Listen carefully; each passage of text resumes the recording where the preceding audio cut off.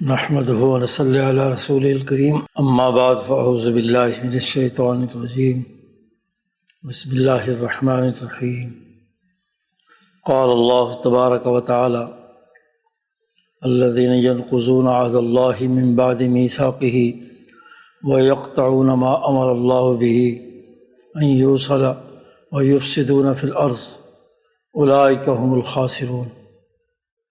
وقال النبي صلى الله عليه وسلم كانت بنو إسرائيل تسوسهم الأنبياء كلما هلك نبي خلفه نبي وإنه لا نبي بعدي سيكون خلفاء فيكثرون۔ صدق الله مولانا العظیم وصدق رسوله النبی الکریم۔ معزز دوستو، دین اسلام انسانیت کی رہنمائی کے لیے احکامات الہیہ جاری کرتا ہے۔ کتاب مقدس قرآن حکیم اللہ کے احکامات کا وہ مجموعہ ہے جو تمام انسانیت کے لیے فلاح و بہبود کا ضامن ہے۔ انسانیت کی ترقی کا راستہ حضور اقدس صلی اللہ علیہ وسلم کے بعد صرف اور صرف دین اسلام کی تعلیمات میں ہے، اور دین اسلام کی تعلیمات کا مرکز اور منبع کتاب مقدس قرآن حکیم ہے، فرامین نبویہ ہیں، اور اس کی اساس پر قائم دین اسلام کا وہ نظام ہے جو مسلمانوں کے 1100-1200 سالہ دور میں انسانیت میں قائم رہا۔ بحیثیت مجموعی انسانیت کی فلاح و بہبود کا نظام اس وقت تک قائم رہا جب تک مسلمان حکومتیں اور خلافتوں کا نظام برقرار رہا۔ دین اسلام کے عملی نظام خواہ و عدالت سے متعلق ہو، سیاست اور معیشت سے متعلق ہو، سماجیات سے متعلق ہو، عبادات سے متعلق ہو، اس کا پورا نظام نبی اکرم صلی اللہ علیہ وسلم نے اپنی 23 سالہ دور نبوی میں، اور خلفائے راشدین نے اپنے 40 سالہ دور خلافت میں، اور پھر کوئی 100-150 سالہ خلافت بنو امیہ کے دور میں، اور کوئی 500 سال خلافت بنو عباس کے زمانے میں، اور کوئی 500-600 سال خلفائے بنو عثمان کے زمانے میں۔ بحیثیت مجموعی کل انسانیت میں انسانیت کے ان بنیادی اساسی اصولوں کی ہمیشہ پاسداری کی جاتی رہی جنہیں دین اسلام نے کتاب مقدس قرآن حکیم میں واضح کیا تھا۔ ہر انسانی معاشرے کی ہمیشہ سے کمزوریاں رہی ہیں۔ امام شاہ ولی اللہ فرماتے ہیں کہ جیسے انسان کی صحت کاملہ کسی بھی صورت میں نہیں ہو سکتی، کچھ نہ کچھ اتار چڑھاؤ چلتا ہی رہتا ہے، نزلہ، زکام، بخار، کوئی اور مرض، لیکن بحیثیت مجموعی انسان اپنے تمام انسانی اعمال و افعال انسان کی حیثیت سے کرتا ہی رہتا ہے۔ طبیعت کا نرم گرم ہونا، کوئی اخلاق اور رویوں کے اندر کمی بیشی کا ہونا، اس کے جائزہ لینے میں کمی یا کوتاہی کا ہونا، یہ انسان میں ہو سکتا ہے۔ ایسے ہی انسانی معاشرے کے بارے میں یہ بات بھی واضح ہے کہ وہ انہی افراد انسانی کا مجموعہ ہے، انہی کی روحیں اور انہی کے اجسام پر مشتمل ایک سماج ہے۔ اس سماج میں اتار چڑھاؤ آتا رہتا ہے، لیکن جب یہ اتار چڑھاؤ مزمن مرض بن جائے اس وقت اللہ پاک انبیاء علیہم السلام بھیجتے ہیں۔ جب یہ انسانیت مسخ ہو کر انسانیت سے متعلق اولاد پیدا کرنے سے قاصر ہو جائے تو نوح علیہ السلام جیسے اولوالعزم پیغمبر نے آ کر انسانیت کو پھر دوبارہ درست ٹریک پر قائم کر دیا۔ انسانیت میں جب بھی ایسی صورتحال پیدا ہوئی ہے، صالح علیہ السلام ہوں، ہود علیہ السلام ہوں، ادریس علیہ السلام ہوں، انبیاء علیہم السلام آتے ہی اس وقت ہیں جب انسانیت ایک ایسے مزمن مرض میں مبتلا ہو جائے، کرونک ڈیزیز کا حصہ بن جائے، جب اس کی اجتماعیت کے تمام پہلو تباہ و برباد ہو جائے، انسانیت کی رمق باقی نہ رہے، تو اصل انسانیت کو بحال کرانے کے لیے انبیاء علیہم السلام دنیا میں تشریف لاتے ہیں۔ یہی حال حضرت ابراہیم علیہ السلام کے زمانے میں ہوا، حضرت یعقوب و یوسف اور اسحاق کے زمانے میں ہوا، اسی طریقے سے حضرت موسیٰ علیہ السلام تشریف لائے اس وقت جب فرعونی نظام کی تمام تر صفاقیاں انسانیت کے لیے ظلم و ستم کے نئے دروازے کھول رہی تھی۔ حضرت داؤد اور سلیمان علیہ السلام، حضرت عیسیٰ علیہ السلام، یحییٰ علیہ السلام، زکریا علیہ السلام، ہر دور کے انبیاء انسانیت کی بقا کے لیے دنیا میں تشریف لاتے ہیں، اور پھر ہوتا یہی ہے، وہ چھوٹے چھوٹے امراض بنتے بنتے انسانیت کے اندر جب مزمن مرض بن جاتے ہیں تو پھر اللہ پاک نے انبیاء علیہم السلام کا سلسلہ قائم رکھا۔ یہ انبیاء اپنے اپنی اقوام کی طرف مبعوث ہوئے تھے، کل انسانیت کی طرف نہیں۔ رسول اللہ صلی اللہ علیہ وسلم نے خود فرمایا ہے کہ مجھ سے پہلے جتنے بھی نبی ہیں وہ اپنے اپنی قوم کی طرف مبعوث ہوئے ہیں، اور اپنے بارے میں ارشاد فرمایا کہ بعثت الی الناس کافۃ، میں کل انسانیت کی طرف مبعوث ہوا ہوں۔ اب انسانیت کا بحیثیت مجموعی اس حد تک بگڑنا کہ انسانیت میں صالح عناصر سرے سے ختم ہو جائیں، ایسا نہیں ہو سکتا۔ امراض گزشتہ قوموں کے پیدا ہوں گے، لیکن ایک سچی جماعت قیامت تک اصل دین کو اپنے اپنے ادوار میں اصل انسانیت کو برقرار رکھنے کے لیے ضرور کردار ادا کرتی رہے گی۔ ایسا نہیں ہو سکتا کہ کھلی فرعونیت، کھلی نمرودیت، نوح علیہ السلام کی قوم کی ایسی بد نسلی کی جس سے انسانیت پیدا ہونا ہی بند ہو گئی ہو، اسی طریقے سے ایسی مسخ شدہ یہودیت جس کا مقابلہ حضرت عیسیٰ علیہ السلام نے کیا، وہ اتنی پھیل جائے کہ کوئی مقابلے کی طاقت ہی نہ رہے انسانوں کے اندر۔ اب انسان میں یہ طاقت پیدا ہو گئی ہے، رسول اللہ صلی اللہ علیہ وسلم کے آنے کے بعد سے انسانیت اب جوان ہو چکی ہے، بالغ ہو چکی ہے، مستحکم ہو چکی ہے۔ انسانیت کے مجموعی وجود کو اب اس طرح کے خطرات لاحق نہیں ہو سکتے جو نوح کے زمانے میں، ادریس کے زمانے میں، ابراہیم کے زمانے میں، موسیٰ کے زمانے میں لاحق ہوئے کہ سرے سے انسانیت ہی بگڑ جائے۔ اب ایسی صلاحیت پیدا ہو گئی۔ خاتم النبیین کا مطلب ہی یہ ہے کہ النبی اکرم صلی اللہ علیہ وسلم کی اتباع میں ایک سچی جماعت، طائفہ منصورہ، لا یزال طائفۃ من امتی قائمین علی الحق، حق پر قائم ایک جماعت جو انبیاء کے طرز پر انسانیت کی بقا کے لیے کردار ادا کرتی رہے گی۔ اسی تناظر میں وہ حدیث ہے جس کی تشریح حضرت مجدد الفسانی فرماتے ہیں کہ العلماء ورثۃ الانبیاء، نبی اکرم صلی اللہ علیہ وسلم کے علماء ربانیین، اہل اللہ، جامع شریعت و طریقت و سیاست،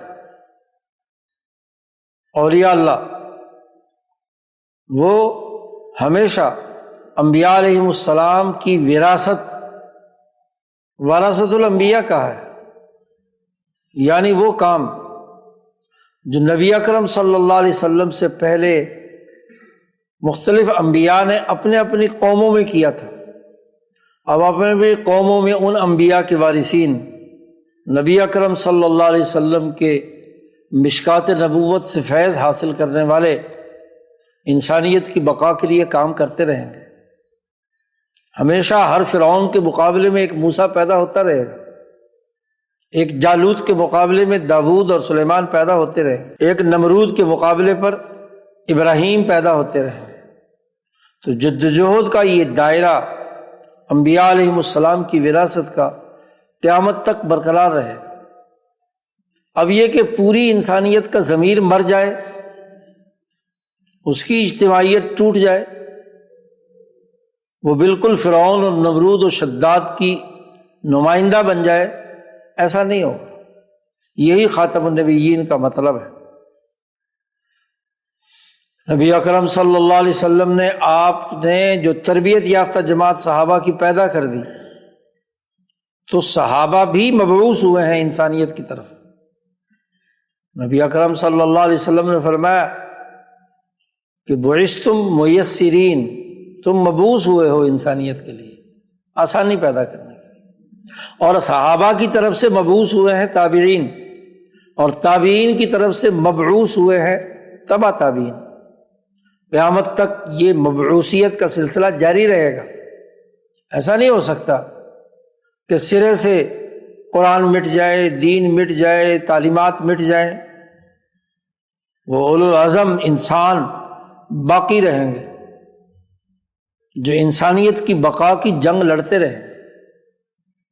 اور اللہ نے انسانیت کی بقا کا کام کوئی ضروری نہیں کہ کسی مومن سے ہی لے۔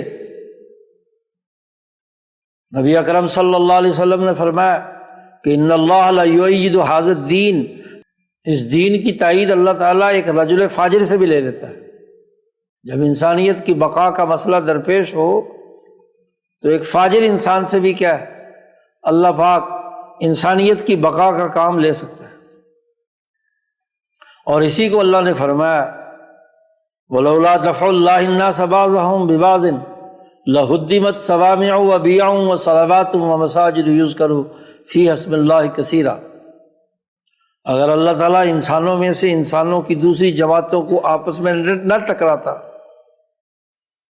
جہاد و قتال کی آیت کے بعد فوراً کہا کہ اگر یہ لڑائی اور جنگ و جدل نہ ہوتی، کوئی مزاحمتی قوت نہ ہوتی، یہودیوں کی عبادت گاہ، عیسائیوں کی عبادت گاہ، مسلمانوں کی مساجد، نماز اور عبادات، وہ سب کی سب ختم ہو جاتی۔ لیکن اللہ نے انسانیت کی بقا کا اب نظام نبی اکرم صلی اللہ علیہ وسلم کے بعد بنا دیا کہ خود انسانیت ہوشیار ہو کر اپنی انسانی اقدار کو محفوظ بنانے کے لیے جو انسان دشمن قوتیں ہوں ان کے مقابلے میں کھڑی ہو، خواہ وہ ایک چھوٹی سی جماعت ہی کیوں نہ ہو، وہ ایک چھوٹا سا ملک ہی کیوں نہ ہو، ایک قوم ہی کیوں نہ ہو، ایک جماعت اور اجتماعیت ہی کیوں نہ ہو، تو وہ مزاحمت کا استعارہ بن جاتی ہے، وہ انبیاء علیہ السلام کی جدوجہد کا نمائندہ بن جاتی ہے۔ اب انسانیت کے بنیادی اساسی اصول اللہ نے قرآن حکیم میں جا بجا واضح کیا ہے، اور یہ وہی بنیادی اساسی 10-12 اصول ہیں جو حضرت ابراہیم علیہ السلام پر سب سے پہلے ترتیب کے ساتھ اور تفصیل کے ساتھ آئے تھے، جو صحف ابراہیم میں مذکور ہے، جو تورات میں ہے، جو انجیل میں ہے، جو زبور میں ہے، جو قرآن حکیم میں ہے۔ قرآن حکیم میں اللہ پاک نے سورۃ الانعام کے آخری سے پہلے والے رکوع میں یہ 10 اصول ترتیب سے بیان کر دیے۔ مفسرین فرماتے ہیں کہ یہ 10 اصول تورات میں بھی اسی طرح ہے، انجیل میں بھی اسی طرح ہے، زبور میں بھی اسی طرح ہے، اور اصل میں یہ صحف ابراہیم میں تھے۔ ابراہیم جو انسانیت کے امام بن کر آئے تھے، انسانیت کی فلاح و بہبود کے لیے دنیا میں ان کی بعثت ہوئی تھی، تو انسانیت کے ان بنیادی اساسی اصولوں کو طے کر دیا گیا تھا۔ اس لیے انسانیت کا اجتماعی ضمیر ان اصولوں کے خلاف نہیں جا سکتا۔ کوئی مذہب ہو، کوئی نسل ہو، کوئی قوم ہو، ان کا اجتماعی ضمیر ان اصولوں کو قبول کرتا ہے، ان کو مانتا ہے۔ قتل انسانیت سے بچاؤ، ناپ تول میں کمی، زنا، جھوٹ، معاہدات کی خلاف ورزی وغیرہ وغیرہ، یہ 10-12 بنیادی اساسی اصول انسانیت کے ہیں۔ اس پر انسانیت بحیثیت مجموعی ہمیشہ اپنے پیش نظر رکھے گی۔ یہی وہ اصول ہیں جن کا عملی نظام نبی اکرم صلی اللہ علیہ وسلم نے مکہ اور مدینہ میں قائم کیا، مکہ مکرمہ میں جماعت کی صورت میں اور مدینہ منورہ میں ریاست کی صورت میں، اور پھر انہی اصولوں پر خلفائے راشدین کی 40 سالہ زندگی استوار ہے۔ یہی وہ اصول ہیں جن کی عملی شکل خلفائے بنو امیہ کے زمانے میں، یہی وہ اصول ہیں جن کی بنیادی اقدار کو خلافت عباسیہ اور خلافت عثمانیہ، بلکہ دنیا بھر میں جہاں جہاں مسلمانوں کی حکومتیں رہیں، ہندوستان میں مغلوں کی حکومت، ماوراء النہر میں، وسطی ایشیا میں، مشرق وسطیٰ میں، جہاں جہاں بھی، یورپ اندلس میں، افریقہ میں، ان انسانی اصولوں کو اتنا راسخ کر دیا گیا کہ بظاہر دین اسلام کا خلافتوں کا نظام 1914 سے 18 کی جنگ عظیم اول میں توڑ دیا گیا، خلیفہ سرنڈر کر گیا، خلافت کا خاتمہ کر دیا گیا، لیکن انسانیت کی اجتماعیت میں وہ اتنے وضاحت کے ساتھ اجتماعی ضمیر میں راسخ ہو گئی کہ وہ جو خلافت توڑنے والے لوگ تھے، لیگ آف نیشن بناتے ہیں یا 1945 میں اقوام متحدہ بناتے ہیں، تو ان بنیادی اساسی اصولوں کی خلاف ورزی نہیں کر سکتے۔ دنیا میں غیر انبیاء کی تعلیمات کی بنیاد پر انسانیت نے کہاں دور دراز ایک بالکل نو وارد علاقے کے اندر، امریکہ میں، جب اس کا بنیادی آئین اور دستور لکھنے کا موقع آیا تو وہ انسانیت کے اصول وہاں بھی تھے، امن، آزادی، قوموں کی حق خود اختیاریت وغیرہ وغیرہ وغیرہ، انسانی اصول، اس پر حلف اٹھائے جاتے ہیں، اس پر میثاق کیا جاتے ہیں۔ اور 1920 کے بعد جب ملکوں اور قوموں کی تقسیم کسی مفاد کی بنیاد پر سامراجی طاقتوں اور قوتوں نے کی، لیکن جب معاہدہ ہوا، جو اصول اور ضابطے طے کیے گئے، بظاہر لفاظی جن کی تھی، وہ اصول عدل تھے، امن تھے، قوموں کی آزادی اور حریت کی حفاظت، قوموں کی زمینوں، انسانوں اور ان کے وسائل کی حفاظت کے بنیادی معاہدات موجود ہیں اقوام متحدہ کے چارٹر میں۔ ایک قوم کی تعریف کیا ہے، اس کا سیاسی نظام کیسے ہوگا، اس کا معاشی نظام کیسے بنے گا، اس کے وسائل پر حق کس کا ہوگا، وغیرہ وغیرہ، یہ امور انسانیت نے لکھے ہیں، اور اس پر جتنے ملک بھی بنے ہیں انہوں نے دستخط کیے ہیں، میثاق کیا ہے، معاہدے ہوئے ہیں۔ معاہدات کی اساس پر ہی انسانی معاشروں میں سیاسی، معاشی، سماجی نظام قائم ہوتے ہیں۔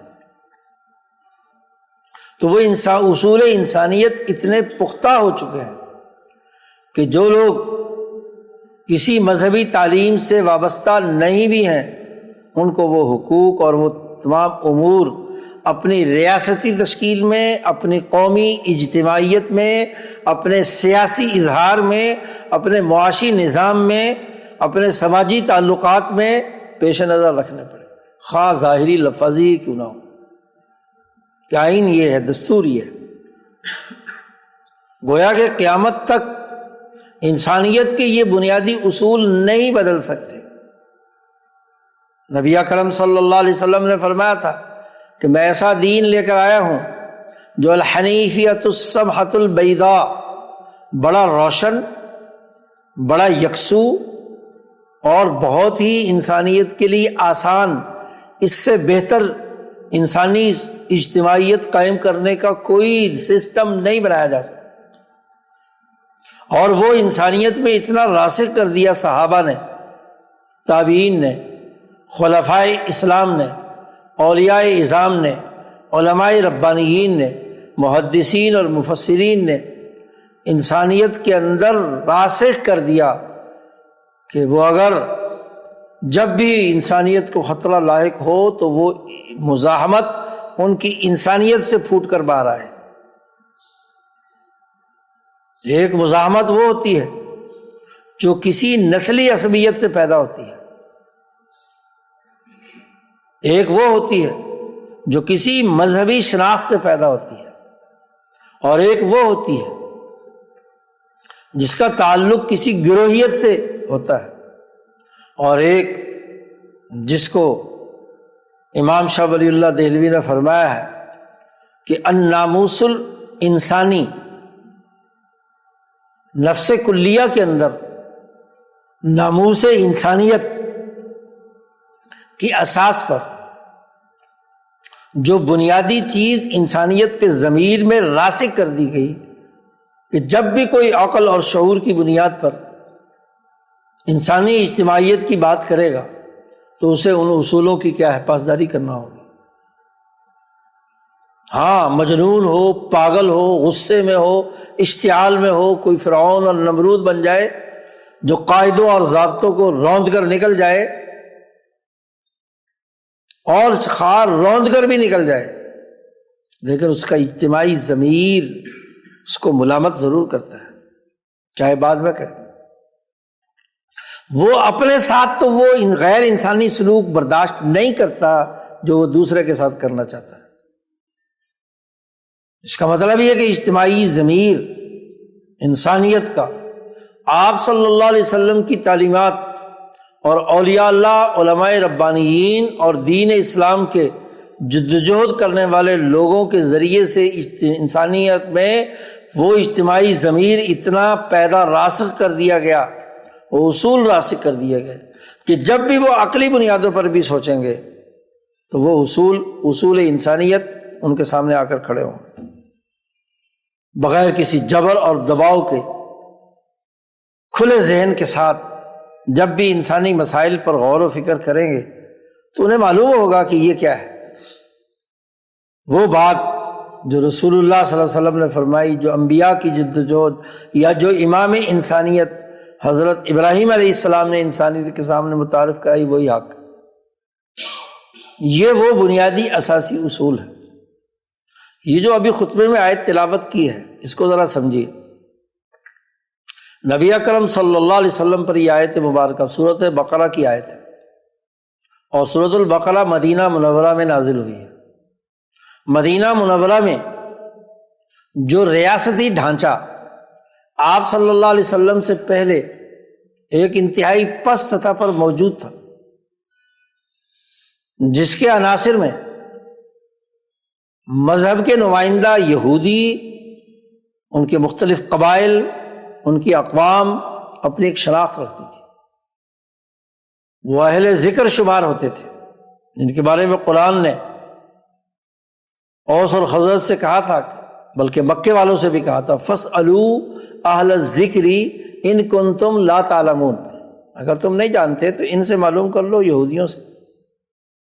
یہ جو بڑے بڑے علماء، تورات کے حافظ، بڑے بڑے یہودیوں کے رہبر اور رہنما، یہ اہل علم موجود ہیں، ان سے معلوم کر لو اگر تمہیں یہ بات سمجھ میں نہیں آتی ہے۔ فَاسْأَلُوا أَهْلَ الذِّكْرِ إِن كُنتُمْ لَا تَعْلَمُونَ۔ اسی طریقے سے جو معاد کے زمانے سے لے کر یثرب کے اس ماحول تک، اوس و خزرج تک، جو یمنی عرب کی قوم موجود تھی، اس کی جو روایات خاندانی، یا اسی طریقے سے قریش مکہ عدنان سے لے کر رسول اللہ صلی اللہ علیہ وسلم تک قریش کی جو روایات موجود تھی، اور اس کی بنیاد پر ریاستیں تشکیل ہوتی تھی، اسی کی بنیاد پر معاہدات ہوتے تھے جو انسانیت کے اصولوں، تو اس کے بارے میں قرآن نے کہا اس آیت مبارکہ میں کہ الذین ینقضون عہد اللہ من بعد میثاقہ،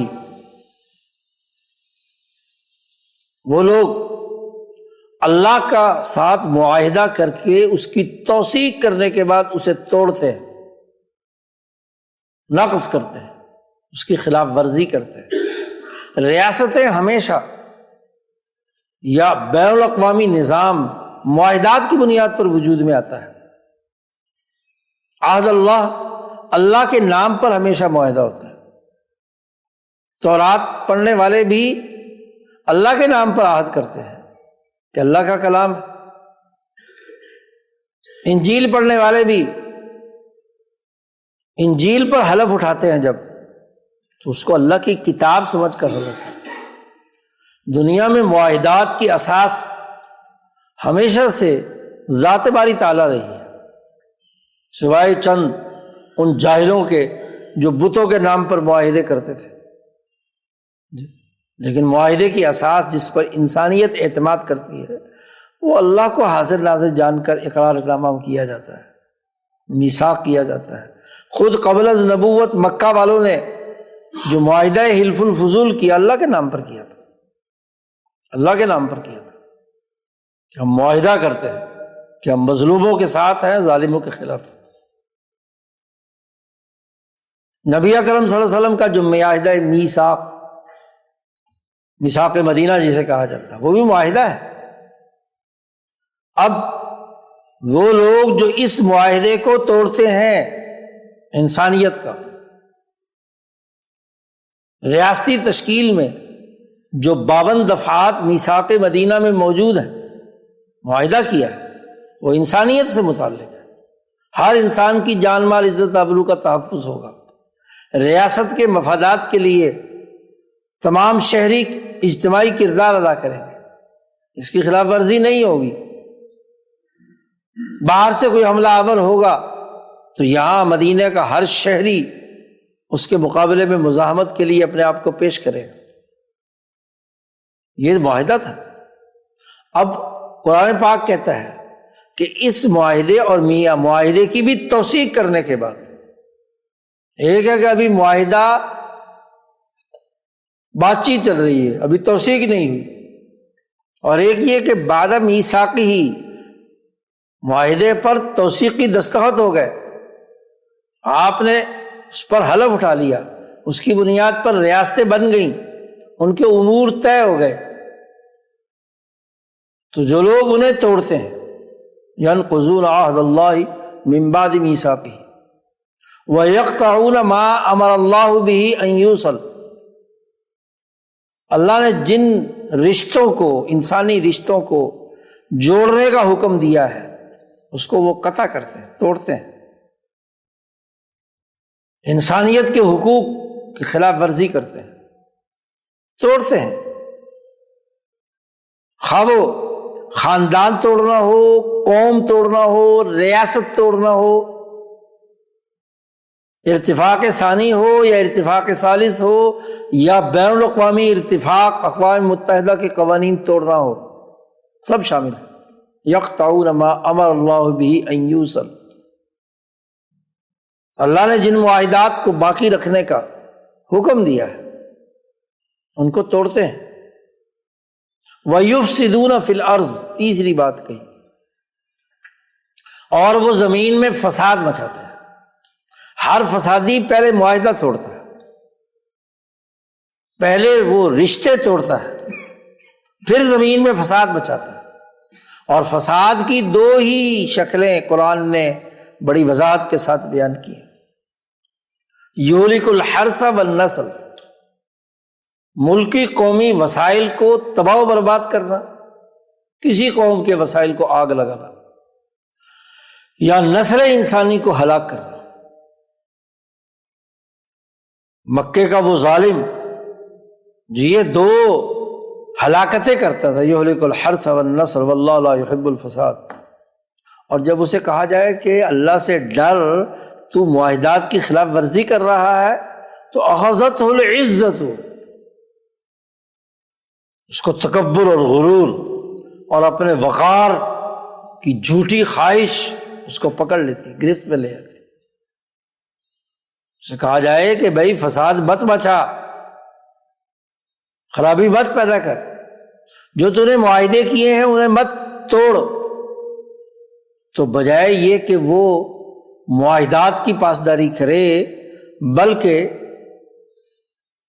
اپنے خیال کے مطابق اس کی عزت و وقار پر یہ بڑا بٹا ہے کہ اس کو فساد مچانے سے روکا جائے،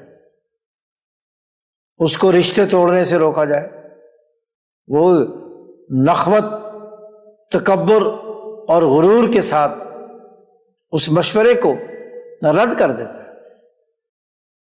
یہی فرعونیت، یہی نمرودیت، یہی ابو جہل ہے، یہی عبداللہ ابن ابی ہے، یہی منافقین کا رویہ ہے، اور ہر دور کے ظالموں کا یہ رویہ رہا۔ تو قرآن نے 3 باتیں بیان کی ہیں، ینقضون عہد اللہ من بعد میثاقہ، ایک نقض، معاہدات کو توڑنا، رشتوں ناتوں کو کاٹنا، اور زمین میں سیاسی اور معاشی فساد پیدا کرنا، کسی دوسرے ملک اور قوم کو اجاڑ کر وہاں اپنی حکومت قائم کرنا، سیاسی طاقت پیدا کرنا یا اس کے معاشی وسائل لوٹ کر لے جانا، یہ فساد فی الارض۔ تو یہ 3 امراض جو موجود ہیں، قرآن نے کہا اولئک ھم الخاسرون، وہی خسارے میں ہے، وہی گھاٹے میں ہے، کیونکہ قرآن کے نازل ہونے کے بعد انسانیت کا اجتماعی ضمیر اتنا پختہ اور مضبوط ہو چکا ہے کہ وہ اس پورے عمل کو قبول کرنے کے لیے تیار نہیں ہو۔ معاہدہ ٹوٹے گا تو جن کے حقوق پر زد پڑے گی وہ اپنی قومی حقوق کے لیے ضرور اٹھیں گے، سارے بیٹھ بھی جائیں تو ایک جماعت سچی تو ضرور اٹھے گی۔ اسی طریقے سے جب رشتے کاٹ دیے جائیں تو رشتوں کا احترام، رشتوں کو پیش نظر رکھ کر اپنی مزاحمتی جدوجہد کو جاری کرنا، ایسی جماعت ایک رہے گی، انسانیت کا ضمیر زندہ رہے گا، مردہ نہیں ہوگا۔ جب فساد فی الارض مچایا جائے گا تو اس فساد کو روکنے والی طاقتیں اور قوتیں ضرور میدان میں آئیں گی۔ یہ نہیں ہو سکتا کہ فسادی ساری دنیا کو تباہ و برباد کر کے بس پوری پر اس طریقے سے تسلط حاصل کرے کہ انسانیت سرے سے باقی نہ رہے۔ ایسا ہوا تو کچھ ہی عرصے بعد دنیا تباہ، انسانیت کی آمد بند ہو جائے گی۔ وہ وقت ہوگا جب اللہ اس بگڑی ہوئی انسانیت کو قیامت کے ذریعے سے تہس نہس کرنے کا فیصلہ کر چکا ہوگا۔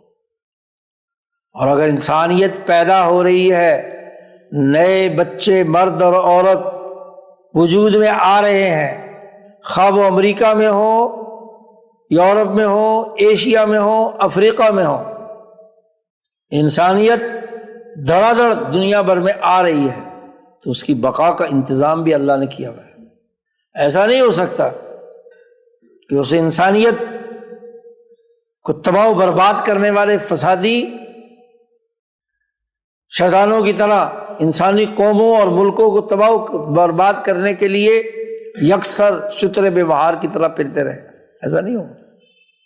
اسی لیے ہمارے سامنے تاریخ کہ دنیا میں جب بھی کوئی فرعون پیدا ہوا ہے تو ضرور اس کے مقابلے میں ایک موسیٰ آیا ہے۔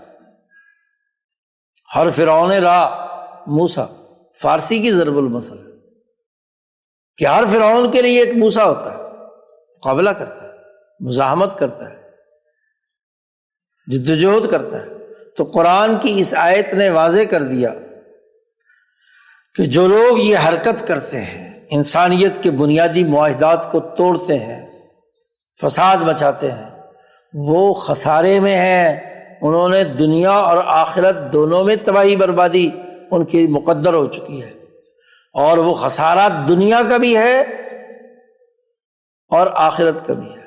ہم پوری انسانیت کے ارتقائی مراحل کا مطالعہ کریں تو ہر 50-60 سال بعد جو بڑی متکبر اپنے آپ کو نہ ختم ہونے والی ریاست سمجھتی ہے، وہ 75-100 سال، ایک قرن قرآن نے کہا ہے، تو ایک قرن کے اندر اندر کیا ہے، زمین بوس ہو جاتی ہے۔ یہ تو صرف دین اسلام کی تعلیمات ہیں کہ جن کی اجتماعیت نے 1000 سال تک پوری دنیا میں اپنا وجود برقرار رکھا ہے، انسانیت کی بقا کی جنگ لڑی ہے۔ آپ صلی اللہ علیہ وسلم کے فیض سے، آپ کے مشکات نبوت سے نکلنے والی جدوجہد سے انسانیت کی یہ اجتماعیت برقرار رہی ہے۔ جب سے یہ ہزارہ دوم شروع ہوا ہے ہجری حوالے سے، تو اس کے بعد سے آپ دیکھ لیں 150 سال سے زیادہ، 100-150 سال سے زیادہ، خود ہندوستان ایسٹ انڈیا کمپنی کی بدماشی 100 سال سے زیادہ نہیں چلی، برٹش شہنشاہیت 100 سال سے زیادہ اس ہندوستان پر حکومت نہیں کر سکی جی۔ دنیا بھر کی تاریخ جو پچھلے 200-300 سال کی ہے دیکھ لیجیے، کیونکہ دجل، فریب، فساد، نقض عہد اور قطع صلہ رحمی اور فساد فی الارض کی بنیاد پر جو ریاست اس راستے پر پڑ جاتی ہے وہ نیست و نابود ہو جاتی ہے۔ اب آپ دیکھیے 1920 کے بعد جب ریاستیں بنی نیشنلزم کی بنیاد پر، قوموں کی قومی حقوق کے تحفظ کی بنیاد پر، تو اس پچھلے 100 سال میں تقریباً ریاستوں کے درمیان ایک معاہدہ ہوا ہے، عہد اللہ ہوا ہے، اور اس کی میثاق اور توثیق بھی ہوئی ہے۔ انسانیت کے عقل مند لوگ اس جنگ عظیم اول کے بعد سر جوڑ کر بیٹھے،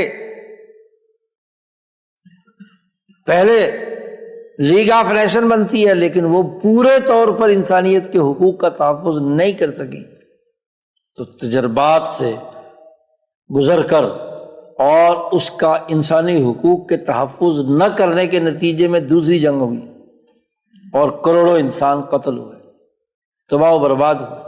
تو پھر انسانیت جمع ہوتی ہے اقوام متحدہ کے پلیٹ فارم پر، اور بنیادی انسانی حقوق متعین ہوتے ہیں، ریاستوں کے دائرہ کار متعین ہوتے ہیں، ان کے حقوق طے ہوتے ہیں، ان کے وسائل ان کے لیے، ان کے علاقے ان کے لیے، حدود متعین ہوئی، سمندری بھی، زمینی بھی، زبانیں متعین ہوئی، اپنی آزادی اور حریت کے امور طے ہوئے۔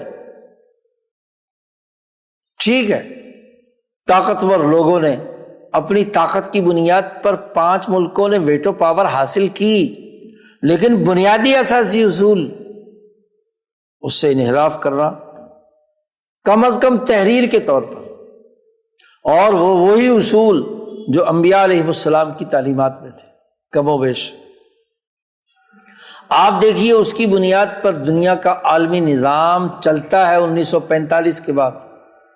اب سوال یہ ہے کہ یہ توثیق معاہدہ کرنے کے بعد کون وہ شیطان ملک ہے، ریاست ہے، جو اقوام متحدہ کے اس اجتماعی میثاق کی دھجیاں اتارتا؟ نقض عہد کس نے کیا؟ پچھلے 100 سال کی تاریخ اٹھا کر دیکھیے، ملکوں اور ریاستوں کے نظام کے 2 کالم بنائیے، کون ہے جس نے معاہدات کی خلاف ورزی کی، باوجود یہ کہ وہ معاہدہ جس پر دستخط کر کے توثیق کر دی، بلکہ اقوام متحدہ اس کے گھر کے اندر بنتا ہے۔ اس کا مطلب یہ ہے کہ اس معاہدے کی خلاف ورزی وہی ملک جو ان اصولوں کو تسلیم بھی کرتا ہے بظاہر اور پھر ان کی دھجیاں بھی اڑاتا ہے۔ آج بمانگے دہل کہتا ہے اقوام متحدہ ختم ہو گئی، وہ نکارہ ہو گئی، اس کی کوئی حیثیت ہی نہیں ہے۔ اب جو ان معاہدوں کو توڑتا ہے، جو ان رشتوں ناتوں کو جو اقوام کے درمیان بین الاقوامی تعلقات کی اساس پر پچھلے 100 سال میں بنے، ریاستوں کے حقوق اور وسائل کے تحفظ کا جو نظام بنا ہے، اس کے لیے جو معاہدات، بات چیت، گفتگو، مذاکرات، ہر قوم نے اپنے اپنے علاقے کی حفاظت کی، اپنے اپنی ریاست کی حفاظت کی، اپنے اپنے حقوق کے لیے ایک فورم بنایا۔ اب وہ فورم اگر انسانیت کی کسی قوم کے حق نہ دے، فلسطینیوں کا حقوق سلب کیے جا رہے ہیں، عراق کے حقوق سلب کیے، لیبیا کے حقوق سلب کیے، اور پچھلے 40 سال سے ایران کا بنیادی حق سلب کیا۔ اس سے پہلے انسانیت کی تباہی اور بربادی کا جاپان پر ایٹم بم گرا کر کس ملک نے کردار ادا کیا؟ تو نقض عہد کی ایک لسٹ بنائی ہے کہ پچھلے 100 سال میں کس کس ملک پر اس سامراجی ملک نے بظاہر اپنے آپ کو ایک ریاست اور قوم کے طور پر ایک معاہدے سے بندھا ہوا پاتا ہے، ویٹو پاور رکھتا ہے، کب کب اقوام متحدہ کے بنیادی چارٹر کی خلاف ورزی کرتے ہوئے ملکوں اور ریاستوں پر چڑھائی کی۔ فلسطین کے حقوق تو پہلے دن سے ہی تباہ و برباد کیا۔ پھر وہ بندر بانٹ جس کے ذریعے سے ملکوں اور قوموں کو تقسیم کر کے، بندر بانٹ ان کی کر کے اپنے مفادات کے مراکز بنائے، اور بالجبر قوموں نے، ریاستوں نے، علاقوں نے ان معاہدات کو مان لیا۔ ایک بر عظیم پاک و ہند کے 7 ملک بنا دیے، ایک عرب ملک جزیرۃ العرب کے 14 ملک بنا دیے، ایک مشرق وسطیٰ کے ملک کے کتنے ملک بنا دیے، تقسیم در تقسیم۔ اردن ہے، شام ہے، عراق ہے، فلاں ہے، فلاں ہے، فلاں ہے۔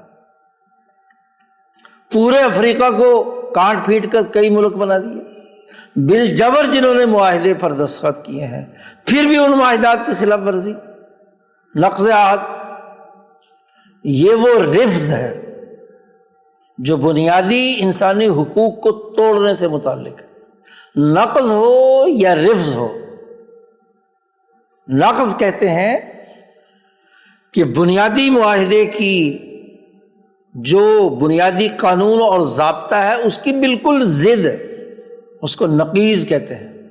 انسان اور لا انسان، لا انسان انسان کی نقیض ہے، ان دونوں کے درمیان مناقضہ ہے۔ اور ایک ہوتا ہے رفض، کہ معاہدہ موجود ہے، اس معاہدے کے باوجود اس کو چھوڑ دینا، ترک کر دینا، اس میں سے کسی نہ کسی ہیلے بہانے سے نکل جانا، اس کو کہتے ہیں رفض۔ اور جب انسانی سوسائٹی میں نقض عہد یا رفض عہد ہوگا تو یہی فساد کی سب سے بڑی جڑ، کہ وہ معاہدہ جو معاملہ طے ہوا ہے اس معاملے یا اسی اجتماعیت کو توڑ کر، بظاہر اس کو ماننا بھی ہے لیکن اس کو توڑ کر، اس کو چھوڑ کر اپنی منمانی کرنا، یہ رفض۔ یہ رافضیوں کو رافضی بھی اسی لیے کہا گیا کہ جب اجتماعیت قائم ہو گئی، محمد الرسول اللہ صلی اللہ علیہ وسلم کی اجتماعیت، آپ کی جماعت صحابہ، آپ کی اجتماعیت جو خلافت کی شکل میں موجود اور قائم ہے، جو بظاہر تو مانے اس کو، آپ صلی اللہ علیہ وسلم کو نبی مانے، بظاہر صحابہ کی اجتماعیت کو مانے، لیکن اس میں من پسند بنیادوں پر کچھ چیزوں کو چھوڑ دے، کچھ چیزوں کو لے لے، اس کو کہتے ہیں رفض۔ امام زید بن علی نے، جو امام زین العابدین کے بیٹے ہیں، انہوں نے سب سے پہلے یہ لفظ استعمال کیا تھا ان لوگوں کے بارے میں جو جماعت صحابہ کی اجتماعیت کو توڑتے تھے، وہاں سے یہ رافضی مشہور ہو گیا۔ اب دیکھنا یہ ہے کہ ایک مسلمان اجتماعیت میں سے نکلنے والا اس اجتماعیت کے بنیادی اساسی اصولوں کو ترک کر کے انسانیت کی مفادات کے علی الرغم اجتماعیت کے خلاف کام کرنے والا، وہ اگر کسی اپنے معاملے کے اندر رافضی ہوتا ہے تو جو اقوام متحدہ کے قوانین کو توڑے تو وہ بڑا رافضی نہیں ہے؟ جی بڑا رافضی نہیں ہے، رفض ہے۔ مولانا سندھی نے اسی لیے جو یمن سے سامراج نے یمنی تحریک برپا کی تھی، یا اسی طریقے سے نجد سے جو نجدی تحریک برپا کی تھی، تو مولانا سندھی نے لکھا ہے کہ یہاں ہمارے علماء ربانیین ان کو بڑا رافضی کہتے تھے کہ مسلمانوں کی وہ اجتماعیت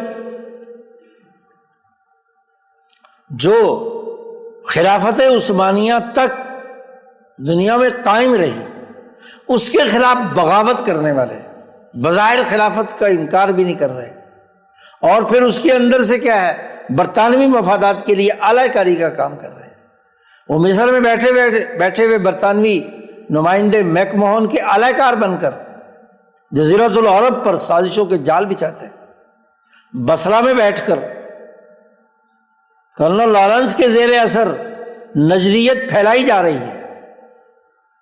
کویت میں بیٹھے ہوئے پرسی کوکس کے ذریعے سے یمن اور خلیج فارس کے ملکوں کے اندر جو خلافت عثمانیہ کے خلاف برطانیہ کے مفادات میں کام کرنے والی یمنی تحریک ہے، زیدی تحریک ہے، اس کو کیا کہا؟ بڑا رافضی ہے۔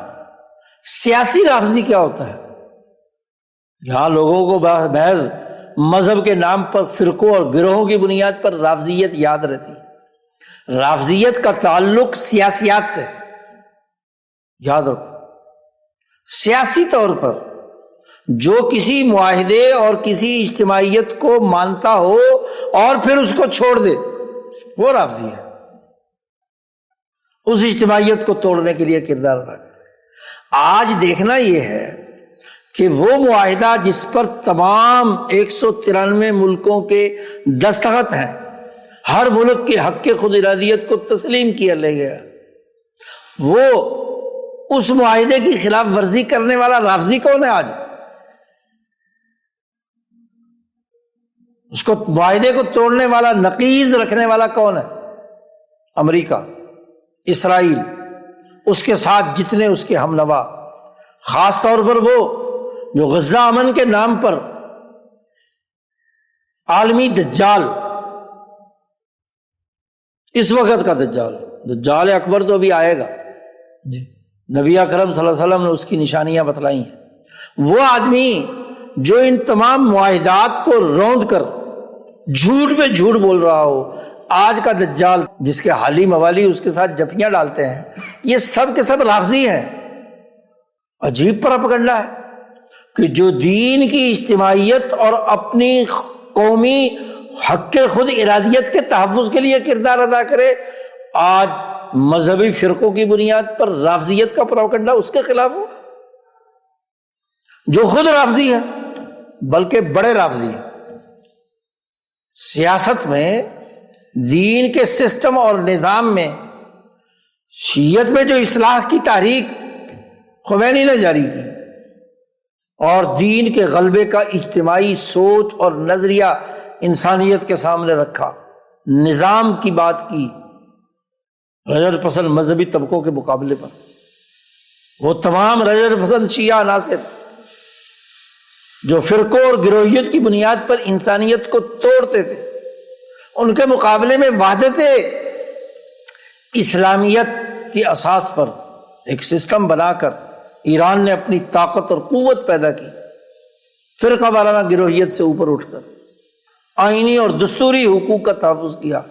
آج اس کے خلاف رافضیت کا پروپیگنڈا کیا جا رہا ہے۔ جو دین اسلام کے نظام کی اساس پر بات کرے، اس اجتماعیت کے لیے کردار ادا کرے، جو امریکہ کی بدماشی کا 40 سال سے مقابلہ کر رہا ہو، تو اجتماعیت تو اس کی ہے۔ اقوام متحدہ کے کس قانون کی ایران نے خلاف ورزی کی ہے؟ ہمیشہ اپنی قومی آزادی کی جنگ لڑی ہے. پھر باوجود اتنی تباہی اور بربادی کے اسرائیل پر بھی اگر وہ اٹیک کرتا ہے تو پہلے سے اطلاع دیتا ہے کہ بندے ہٹ جائیں یہاں سے. جو فوجی تنصیبات یا انسانیت کی تباہی کے بربادی کے جو اسلحے ہیں جہاں سے کام ہوتا ہے وہاں پر اٹیک کرتا ہے. خلیج کے تمام ملکوں پر امریکی بیسز پر اس نے اٹیک کیے ہیں اور پہلے اطلاع دیتا ہے کہ بھی بندے یہاں سے نکل جاؤ، انسانیت کا نقصان نہ ہو. اور وہ ایسا بے شرم رافضی اور نقیض ہے، معاہدات کی خلاف ورزی، کہ دنیا کے لیڈروں کو، ان کے ملکوں کے منتخب نمائندوں کو، ان کے سپریم لیڈروں کو تباہ و برباد کرنے کے لیے بغیر کسی جھجک کے حملہ کر دیتا. جس ملک کا چاہا صدر اٹھا لیا، جس ملک کا چاہا سپریم لیڈر مار دیا.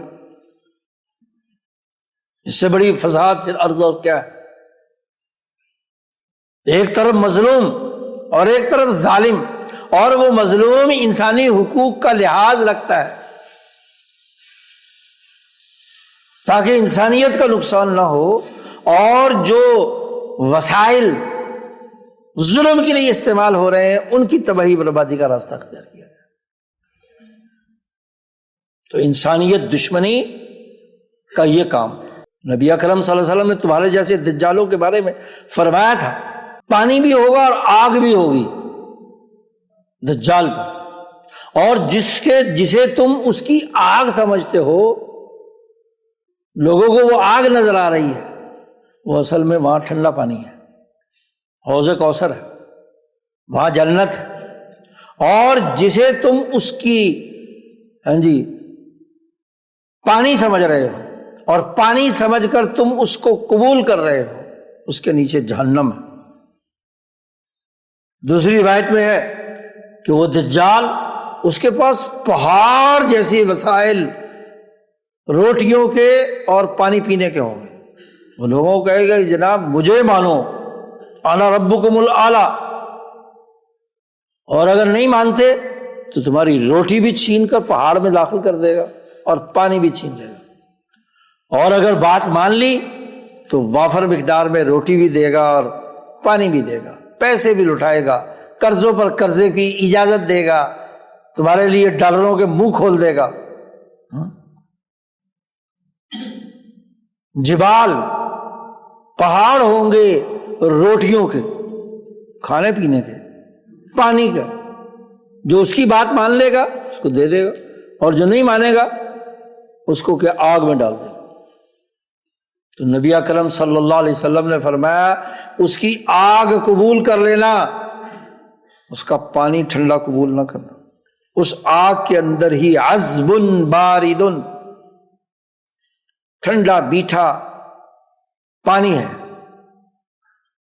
اس آگ کے نیچے، اور جو وہ پانی تمہیں پلائے گا اس کے نیچے جہنم کی وہ پیپ ہے جو جہنمیوں کو پلائی جائے گی، تباہی اور بربادی کی. آج وہ دھمکیاں دیتا ہے کہ جہنم کے اس سے بڑا اور جہنم کا دروازہ کیا کھولے گا. جی کسی قوم کی لیڈرشپ کو ختم کر دینا، آگ برسا دینا، تو اب اللہ پاک نے ان لوگوں کو مزاحمت اور مقابلے کی استعداد اور طاقت دی ہے جو مظلوم ہے. اذن للذین یقاتلون بانہم ظلموا، جن پر ظلم کیا گیا ہے ان کو لڑنے کا، مقابلہ کرنے کا حق ہے، مزاحمت کا حق ہے، مقابلہ کرنے کا حق ہے، جدوجہد کرنے کا حق ہے. نبی اللہ پاک نے فرمایا ہے کہ مومنین سودا کرتے ہیں اپنے جانوں کے بدلے میں، اپنے مال کے بدلے میں جنت کا، اور ایک وہ ہے جو جنت اور دین بیچ کر، دین فروشی کر کے وہ دنیا خریدتے ہیں. خسارے کا سودا ہے نا. فما ربحت تجارتہم، ان کی تجارت کبھی ان کو فائدہ نہیں دے گی، خسارے کا سودا ہے. اور خسارہ نظر بھی آ گیا. وہ خلیج کے نام نہاد ملک جو ایک ایک شہر پر مشتمل، ایک ایک چھوٹے چھوٹے قطرے کے مطابق ملک ہے، جنہوں نے اپنے تحفظ کے لیے امریکی ایئر بیس بنوائے تھے، آج وہ سب کے سب صفحہ چٹ ہو گئے۔ کیا حیثیت رہی؟ نہ تمہارا تحفظ اور نہ اس دجال کا تحفظ۔ جی، مزاحمت کی ایک تاریخ مقرر کی ہے، ایک نیا موسیٰ پیدا ہوا ہے، ایک نئی جدوجہد کا راستہ اختیار کیا ہے۔ وہ جماعت جو پہلے زمانے کے اندر اجتماعیت سے کٹی ہوئی تھی، آج اپنی اجتماعیت پیدا کر کے دشمن کے مقابلے میں ڈٹی ہوئی۔ کم از کم گرد و پیش کے حقائق تو جان لو۔ اپنی اجتماعیت کو پہچاننا، انسانیت کے اصولوں کو پہچاننا اور اس کے اوپر مزاحمت کو استوار کرنا، یہ دور کا تقاضا ہے۔ یہ تمہاری غیرت کا جنازہ نکل گیا کہ تم اجتماعیت کے بجائے انفرادیت کے مرض میں مبتلا ہو، اعلی کار ہو امریکی اور اسرائیلی طاقتوں اور طاغوتی قوتوں کے، بظاہر گالیاں دیتے رہیں گے۔ بھائی مذاکرات کروانا چاہتا ہے پاکستان، 5 نکات جو حقوق انسانیت اقوام متحدہ کے چارٹر کی اساس پر ایران نے دیے ہیں، ذرا ان کا جائزہ تو لو۔ بھائی وہ یہی کہتا ہے نا کہ تم اپنے ملک میں جو مرضی کرتے رہو، ہمارے ملک کی جو خود مختاری ہے اسے تسلیم کرو، ہمیں اپنا فیصلہ خود کرنے دو۔ کون دنیا کا ملک دوسرے ملک کو ڈکٹیشن دے کہ تم یہ بناؤ اور یہ نہ بناؤ؟ کیوں؟ بدماش ہو تم علاقوں کے، جو چاہے جس کو کہو کہ یہ کرو اور جس کو چاہے۔ پھر یہ اس اصول کا کیا بنیادی عمل ہے کہ وہ کوئی ریاست خود اپنے معاملات میں خود مختار ہے، تو پھر اگر اس کی خود مختاری سلب کر لی کسی بین الاقوامی طاقت نے، تو خود مختاری کہاں گئی؟ اس کے اپنے فیصلے کہاں گئے؟ جب حدود متعین ہیں، قومیں متعین ہیں، زبانیں متعین ہیں، معاہدات طے شدہ ہیں، تو پھر کسی دوسرے ملک کو ڈکٹیشن دینے کا کون حق رکھتا ہے؟ وہ ایٹم بم بنائے یا نہ بنائے، تمہارا کیا تعلق ہے اس کے ساتھ؟ تو مزاحمت کی ایک تاریخ سامنے رکھنا یہ انبیاء علیہ السلام کے وارثین کا کام، انبیاء علیہ السلام کے جانشینوں کا کام۔ یہ وہ اجتماعیت ہے جو آزادی اور حریت سے پھوٹتی ہے۔ اس کو پیش نظر رکھ کر دیکھا جائے گا کہ آج کی اس پوری دنیا میں نقض عہد کس نے کیا، اس کی بنیاد پر رائے قائم کی جائے گی۔ ینقضون عہد اللہ من بعد میثاقہ کس نے کی؟ ایران نے کی یا امریکہ نے کی یا بر اسرائیل نے کی؟ اس بنیاد پر دیکھا جائے گا۔ یقطعون ما امر اللہ بہ ان یوصل، یہ کام کس نے کیا؟ امریکہ نے کیا یا ایران نے کیا؟ اس بنیاد پر رائے دی جائے گی کہ یفسدون فی الارض، فساد فی الارض کون مچا رہا ہے؟ جب ہر ملک کی ریاستی حدود اور سمندری حدود متعین ہو چکی ہیں، اقوام متحدہ کا ایک مستقل ملک بن گیا، اس کے قومی حقوق کے تحفظ کا سب نے حلف اٹھایا، تو پھر دوسرے ملکوں کی سمندری حدود یا ان کی زمینی حدود کی خلاف ورزی یا اس پر حق رکھنے، عجیب تماشا ہے۔ مصر سے نہر سویز گزرتی ہے، وہ ٹیکس لینے کا حق رکھتا ہے جی، اور دنیا بھر میں جہاں جہاں آبنائے ہیں وہاں سے جو اس ملک کی حدود میں سے گزرتا ہے وہ ٹیکس لیتا ہے۔ آبنائے ہرمز، اس میں ایران ٹیکس نہیں لے سکتا۔ کیوں؟ یہ بین الاقوامی معاہدات کا رفض بھی ہے اور نقض بھی ہے۔ تو حق کی بنیاد پر رائے قائم ہوگی نا، اور انشاءاللہ جب تک مزاحمت کی قوتیں باقی رہیں گی جہنم بھی نہیں برسا سکتا۔ وہ دجال اکبر جو 1 مہینے میں پوری دنیا میں گھوم جائے گا، جس کا تفصیلی قصہ ترمذی میں موجود ہے، تمیم داری کی روایت، خود نبی اکرم صلی اللہ علیہ وسلم نے منبر رسول میں بیٹھ کر اس کی پوری علامات اور وہ قصہ سنایا تمیم داری نے، جو نبی اکرم صلی اللہ علیہ وسلم نے باقاعدہ اعلان کیا پورے مدینہ گرد و نواح میں کہ الصلاۃ جامعہ، سب لوگ مسجد نبوی میں جمع ہو جائیں، سارے لوگ اعلان ہوا ہی جیسے پورے مدینے میں جمع ہو گئے وہاں. اور پھر رسول اللہ صلی اللہ علیہ وسلم نے فرمایا کہ تمہیں خوشخبری دینے کے لیے میں نے بلایا ہے. اور پھر وہ قصہ تمیم داری والا سنایا. وہ کہتے ہیں کہ ہم سمندر میں سفر کر رہے تھے، اچانک طوفان آیا، ہمارا بڑا جہاز جو ہے وہ ٹوٹ پھوٹ کر بکھر گیا. ایک چھوٹی سی کشتی جو ساتھ ہوتی ہے ایسے موقع پر تحفظ کے لیے، اس پہ ہم چند لوگ رہ گئے. اب وہ ہمیں 1 مہینے تک پورے سمندر میں کشتی گھماتی رہی. ہوتے ہوتے ایک جزیرے میں پہنچے، ہم نے زمین دیکھی تو اتر گئے. وہاں جب گئے تو ایک عجیب و غریب جانور جساسا،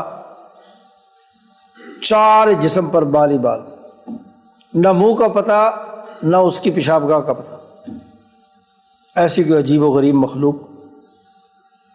تو ہم نے کہا کہ تم لگتا ہے کوئی شیطان. جی شیطان ہو تم کون ہو؟ اس نے کہا میں تو ایک جانور ہوں، البتہ یہاں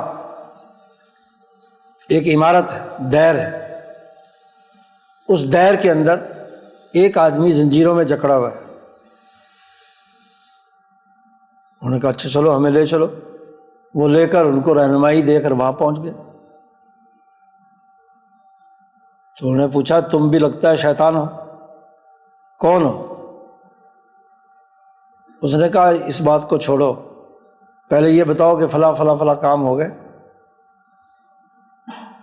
فلانی جگہ پر، فلانے دریا میں، فلانے کنویں پر فلانی قوم آباد ہے، کیا وہ آباد اور خوشحال ہے؟ کہ ہاں. فلاں انہوں نے جو جواب دیے. اس نے کہا جب یہ علامت پیدا ہو جائے، وہاں کا پانی خشک ہو جائے، وہاں کی فلاں فلاں چیز ختم ہو جائے، تو اس وقت میرے نکلنے کا وقت ہے. زنجیروں میں جکڑا ہوا، باندھ کے رکھا ہوا. نبی اکرم صلی اللہ علیہ وسلم نے فرمایا تو میں نے تمہیں بتایا تھا یہ قصہ اس کی تائید کرتا ہے.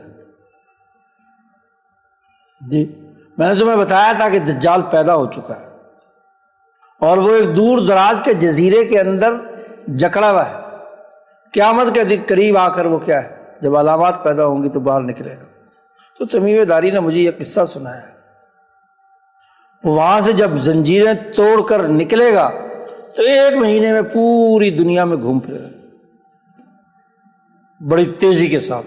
اور اس کے ساتھ ایک ہاتھ پہ 2 نہریں ہوں گی، یہ بھی الفاظ بھی آئے ہیں، ایک آگ کی اور ایک ٹھنڈے پانی کی. یا پہاڑ ہوں گے روٹیوں کے یا کیا ہے آگ کے، یا 2 نہریں ہوں گی. مختلف روایات میں مختلف الفاظ ہیں. لیکن جب وہ مدینہ کے جگہ پر پہنچے گا تو اس نے دجال نے وہاں یہ بات کہی کہ وہ جو کھجوروں والی جگہ ہے، نبی امی کا مقام، میرا وہاں داخلہ بند ہے، وہاں بھی اور مکہ مکرمہ میں. میں جب اس کے دروازے پر پہنچوں گا، پوری دنیا میں گھوم چوں تو وہاں فرشتے 7 دروازے ہوں گے مدینہ کے، اور وہاں ان دروازوں پر فرشتے بڑے بڑے گرز لیے کھڑے ہوں گے، میرا وہاں داخلہ نہیں ہو سکتا. اور ایسے ہی مکہ مکرمہ، باقی انسانیت پوری کی پوری آزمائش میں ہو. اور جب وہ دجال نکلے گا تو سچے مومن اس کو مارنے کی طاقت بھی ہوگی اور زندہ کرنے کی بھی طاقت ہوگی. تو سچے مومن کو جب پہلی دفعہ مارے گا تو مر جائے گا، دوبارہ زندہ کر کے اسے کہے گا دیکھو میں خدا ہوں کہ نہیں، میں نے تمہیں دوبارہ زندہ بھی کر دیا. تو مومن جو پکا ہے وہ کہے گا کہ اب تو مجھے پختہ یقین ہوگا کہ تو جھوٹا دجال کذاب ہے، لیکن دوبارہ اسے نہیں مار نہیں سکے گا. تو یہ دجال اکبر تو بھی بعد میں آنا ہے، لیکن اس دجال اکبر اور آپ صلی اللہ علیہ وسلم کے درمیان آپ صلی اللہ علیہ وسلم نے فرمایا بہت سے دجال اور کذاب آئیں گے، سلاسون دجالون کذابون، دجل و فریب سے بھی کام لیں گے اور جھوٹ پہ جھوٹ بولیں گے۔ لیکن مزاحمت کی یہ تحریک اور تاریخ اس بات کی نشاندہی کرتی ہے کہ دجال کو موقع نہیں ملے گا۔ یہ دجال بھی بڑا دجال اکبر بھی پوری دنیا میں فساد مچانے کے بعد بالآخر حضرت عیسیٰ علیہ السلام کے ہاتھ سے قتل ہوگا مقام لد میں۔ جی، جو مقام ہے نبی اکرم صلی اللہ علیہ وسلم نے فرمایا کہ یہاں قتل ہوگا، وہ مسلمانوں کی اجتماعیت برقرار رہے گی۔ وہ مزاحمتی پارٹی جو نبی اکرم صلی اللہ علیہ وسلم کی اولاد میں سے، جس کا نام بھی نبی اکرم صلی اللہ علیہ وسلم کے نام کے ساتھ ملتا ہوگا، اس کی ماتحت ایک اجتماعیت برقرار رہے گی اور دنیا ایک دفعہ پھر عدل و انصاف سے بھرے گی۔ یہ دجال کی دجالیت ہمیشہ قائم نہیں رہ سکتی، انسانیت کی اجتماعیت برقرار رہے گی۔ آج ہمیں سوچنا ہے کہ ہماری رائے، ہمارا شعور، ہمارے گرد و پیش کے بنیادی حقائق وہ دین کی تعلیمات کی اساس پر ہیں یا دجل و فریب سے آلودہ ہو چکے ہیں۔ دجال کی آلودگی سے اپنے آپ کو بچانا اور دین کے بنیادی اساسی اصولوں کو انسانیت کی بنیاد پر اپنے سینے سے لگانا، یہ ایک مسلمان کی سچی علامت ہے۔ کوئی شیطان، کوئی دجال اس کا حصہ، اس کو ختم نہیں کر سکتا۔ اور یہ بات بالکل درست ہے۔ زیادہ سے زیادہ کسی دجال کا آخری کام ہوتا ہے شہادت، شہید کر دینا۔ تو شہید مومن کا یہ ہوتا ہے کہ وہ آج دنیا میں تھا، اس دنیا کا لباس تھا، اب یہاں سے جانے کے بعد عالم برزخ کا لباس اس پر ہے، جنت کا لباس ہے، لباس بدلا ہے، روح تو وہی ہے۔ یہی تو آخرت پر یقین کی پختگی ہے۔ نفس کو فنا نہیں کر سکتا یہ دجال، یہ تمہارے جسم کو فنا کر سکتا ہے۔ اس کی بنیاد پر بزدلی کا پیدا ہونا، پیشوری کا پیدا ہونا، اعلی کاری کا پیدا ہونا، یہ درست بات نہیں ہے۔ ایک مسلمان استقامت کے ساتھ قرآن کی تعلیمات کے ساتھ وابستہ ہو، نبی اکرم صلی اللہ علیہ وسلم کی تعلیمات کو حرز جان بنائے، آپ کے لائے ہوئے نظام کو آخری حتمی یقینی تسلیم کرے، اور دنیا کے سرمایہ دار نظام، دنیا کے انسانیت دشمن فسادی نظام، ان سے برات کا اعلان کرے۔ کہ ہمارے دلوں پر بزدلی اور خوف پیدا کر کے سرمایہ دار نظام کا رعب پیدا کیا جاتا ہے، اس کو اپنے دل سے نکال دے۔ انا براء منکم ومما تعبدون من دون اللہ، ہم برات کا اعلان کرتے ہیں تم سے بھی اور جن کی تم پوجا کرتے ہیں۔ تو شعور کے ساتھ، استقامت کے ساتھ دین کے سسٹم پر قائم رہنا، یہ مسلمان کی شان ہے، اس کی شناخت ہے، اس کی عزت ہے، اس کا وقار ہے، اس کی ترقی ہے دنیا میں بھی اور آخرت میں بھی۔ اللہ تعالیٰ ہمیں دین کو سمجھنے اور اس کے مطابق عمل کرنے کی توفیق عطا فرمائے۔ وآخر دعوانا الحمد للہ رب العالمین۔